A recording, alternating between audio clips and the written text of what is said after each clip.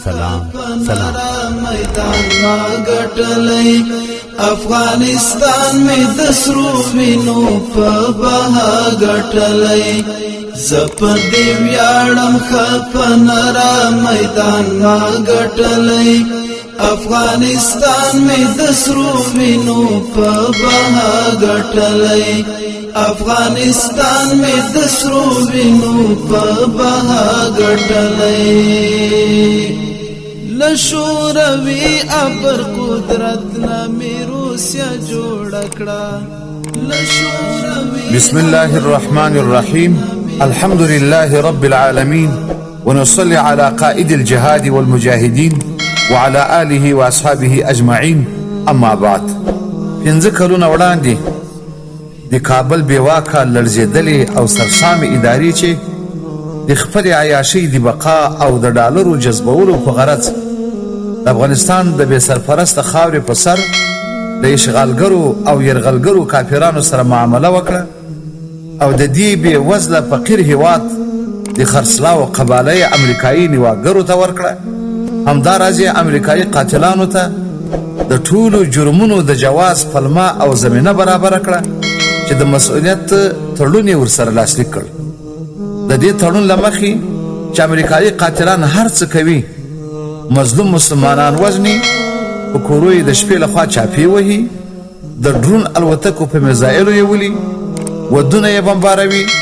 مدرسې جنازې او عامه تجمعات بمباروي له امریکایي قاتلانو به څوک پوښتنه نه کوي او نه به له دوی پوښتنه کیږي په تیرو کلونو کې یې همداسې وکړل هیڅ چا پوښتنه هم ورځنې ونه کړه او غني د دې په ځای چې تندی یې باندې تریو کړی وای په عامه مجالسو کې به یې په ډېر ویاړ او افتخار ویل زما په قومنده دا ټول کارونه کیږي د شنبې ورځ 1498 هجري شمسي کال د حد میاشتې په 10 او د 1441 هجري قمري کال د رجب د میاشتې په 5 او د 2020 میلادي کال د فبروري میاشتې په 19 نیټه د لوی خدای په نصرت او د میړني ولس په ملاتړ د افغانستان اسلامي امارت د قطر هیواد پلازمینه دوحه کې د ټولې نړۍ په حضور کې چې نړیوالو یې مشاهده کوله امریکایي چارواکي د خبرو میز ته راکش کړل د افغانستان د خرڅلاو قباله چې غني ورکړې وه ابرا یې ځینې واخیسته او له امریکایي چارواکو سره چې غني کوم لاسلیکونه کړي وو هغه یې لغوه کړل امریکایي او ناټو قواوې به په زر د 14 میاشتو کې د افغانستان خاوره انخلا کوي ناروا قبضې او اشغال ته به د فای ټکی دی او دوی به له دې هېواده وځي دا د ټولې مسلمانې نړۍ لپاره ستره سوبه او د اسلامي امارت لپاره لوی بری او شاهکاره فتحه ده زه د اسلامي امارت د یو خادم په صفت د اسلامي امارت د دې مدبرانه پریکړې او له اسلامي امت څخه د قطر دفتر د سنجیده استازیتوب مبارکي تر ټولو له مخه د اسلامي امارت زعیم او قطر دفتر کارکوونکو ته او ټولو مجاهدینو او د هیواد نارینه او ښځینه ټولو وګړو او د ټول اسلامي امت پیروانو ته وایم د افغانستان قلمرو د مسلمان د سجدي خاوره ده د توحید د کلمې خاوره ده د اسلام سپېڅلي دین او اهل سنت والجماعت د عقیدې خاوره ده مخصوص د حنفي مذهب د حاکمیت او رسالت خاوره ده ټول مسلمانان چې کلمه وایي لمونځ کوي روزه نیسي اسلامي ارزښتونو ته معتقد وي په دې بریا او صوبه کې شریک دي د قطر مسلمان هیواد مرکز دوحه کې چې اسلامي امارت له امریکایي نیواګرو څخه د افغانستان د حریت او ازادۍ لاسلیک واخیست ګڼ شمېر حقایق واضح او ډاګ پیلي کړل غواړم د دښمنانو د تبلیغاتو په دفاع کې یو څو حقایق واضح کړم اول هیوادوالو ته د دې خبرې وضاحت ورکوم چې په دې معامله کې اسلامي امارت له خپل موقف څخه هیڅ تنزل نه دی کړی په 2001 کال کې چې امریکا او د هغو اشرباڼې چې د افغانستان په حریم باندې د یرغل او هجوم په درشل کې وو هغه وخت شهید فقید امیر المؤمنین ملا محمد عمر مجاهد رحمه الله د خبرو وړاندیز ورته وکړ د هغه وخت امریکا د غرور او تکبر په اوج کې وه له اسمان سره یې ښکرونه جنګول د مظلوم فقیر امیر المؤمنین په خبره یې غوږ هم نه ګراوه او نه یې خبرو ته غاړه ایښوده اوسنۍ امریکا چې له طرف او خراب څخه ولوېده له خپل موقف څخه یې تنزل وکړ چې د خبرو میز ته کېناسته. دا د ټولو مسلمانانو عزت دی چې الله جل جلاله د خپلې لورینې له مخه بیرته اعاده کړ. دویم، هیوادوالو ته د دې خبرې وضاحت کوم چې د دې معاهدې په موافقت د اسلامي امارت زعامت او قیادت ټولې نړۍ ته وښوده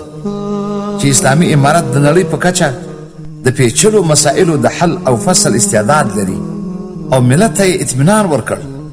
چې د سالمې رهبرۍ وړتیا لري او په پیچلو شرایطو کې د مسلمان امت په ګټه پریکړې او فیصلې کولی شي. دریم، هیوادوالو ته د دې خبرې وضاحت کوم چې د اسلامي امارت د قیادت دې مدبرانه پریکړې د اسلام سپېڅلي دین وقار او پایمال شوی حیثیت بیرته اعاده کړ. د اهل سنت والجماعت عقیده یې خوندي کړه او د حنفي مذهب فاتحانه کردار یې ژوندی کړ. هیوادوالو ته وضاحت ورکوم چې د دوحې میز اته خبرې ډاګیزه او روښانه کړي. د دوحې په میز چې د امریکایي چارواکو د قلم څوکه د ابراخت په سند وڅرخېده، ډېری حقایق یې روښانه کړ. اول، د دوحې میز ټولې نړۍ ته د افغانستان اسلامي امارت د مشروع نظام په توګه معرفي کړ او د نړۍ استازو د اصلي وارث په توګه وپېژاند. دویم، د دوحې میز سرتاسري نړۍ ته دا حقیقت واضح کړ 5 کلونه وړاندې چې په کابل کې د غني ادارې امریکا ته د افغانستان د خرڅلاو قباله ورکړې وه، هغه لغوه سوه، تړونونه لغوه سو، د افغانستان اسلامي امارت ته یې ابرا ورکړه. دریم، د دوحې میز د ټولې نړۍ په وړاندې افغانستان کې د جګړې اصل جهتونه معلوم کړل چې د جګړې یو جهت اسلام دی او بل جهت یې کفر دی. کافران په ګونډو سول، د افغانستان له حریم څخه د وتلو او انخلاع او اشغال ختمولو ابرا یې ورکړه. په کابل کې ناست چارواکي د جګړې اصل جهت نه دی بلکې د کافرانو کرایه سوی فرعي ماشین دی او په دې باندې باید خلک ټینګار هم ونه کړي چې د غني له حکومت سره د حکومت په بڼه یا د هغه په حیثیت خبرې ولې نه کېږي.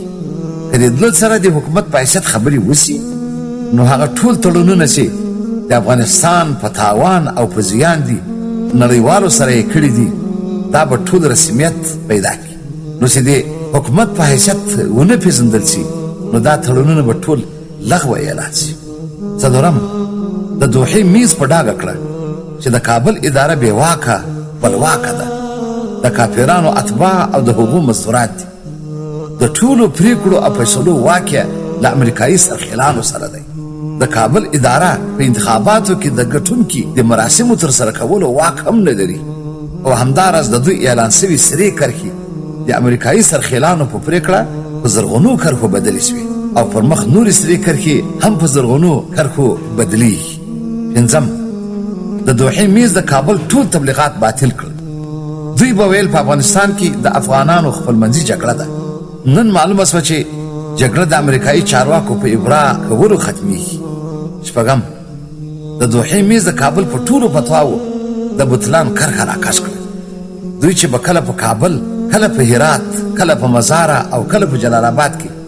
د عالمانو په نوم غونډې جوړولې، د جهاد په عدم مشروعیت فتواوې ورکولې، یا به عسکري قشلو ته تلل، هغوی ته به یې ویل تاسو مستقل او برحق یې. د دوحې میز روښانه کړه چې د دوی ټولې فتواوې باطلې او تش تبلیغات ول. اووم، د دوحې میز ثابته کړه چې د اسلامي امارت تر سبسبان سپین بیرغ لاندې جنګیالي برحقه غازیان دي او په دې لاره کې وژل سوي ټول برحقه شهیدان دي. نن دې د شهیدانو قریبان د خوښۍ بیرغونه ورپوي چې د دوی شهیدان په حقه لاره تللي دي. لا خوف علیهم ولا هم یحزنون. اتم، د دوحې میز پیغام ورکړ د کافرانو کرایه سوو کمانډویانو، ملي اردو، استخباراتو، ملي پولیسو، اربکیانو، پاڅونوالو او منصبدارانو قریبان دي اوس افسوس او زړه کوي چې د دوی جنګېدلي، معیوب شوي، وژل شوي خپلوان د کافرانو په خدمت او د دین په دښمنۍ کې په باطله لاره تللي دي او معیوب شوي دي. په پای کې دعا کوم الله جل جلاله دې په افغانستان کې اسلامي نظام قائم کړي او ډاډمنه سوله تأمین کړي او د مسلمانانو حریت او ازادي خپلواکي دي الله جل جلاله تل تر تل بریالی لري. والسلام. حماقت بالتا دی زبر زواک سر مشخڑا حماقت بالتا خپا ایمان یہ راتا وایا دا جنگ چا گٹلئی افغانستان میں دسرو وینو پا بہا گٹلئی زپ دی ویاړم خپ نرا میدان ما گټلئی افغانستان میں دسرو وینو پا بہا گٹلئی افغانستان میں دسرو وینو پا بہا گٹلئی پتنہائی میدنا ٹوٹل والم لاما تکڑا پتنہائی میدنا ٹوٹل والم لاما تکڑا لا اشغال گرو میٹاٹو بیدا زل بیا گٹلئی افغانستان میں دسرو وینو پا بہا گٹلئی دخدای پمرستا میٹاٹو بیدا زل بیا گٹلئی افغانستان میں دسرو وینو پا بہا گٹلئی زپ دی ویاړم خپ نرا میدان ما گٹلئی افغانستان میں دسرو وینو پا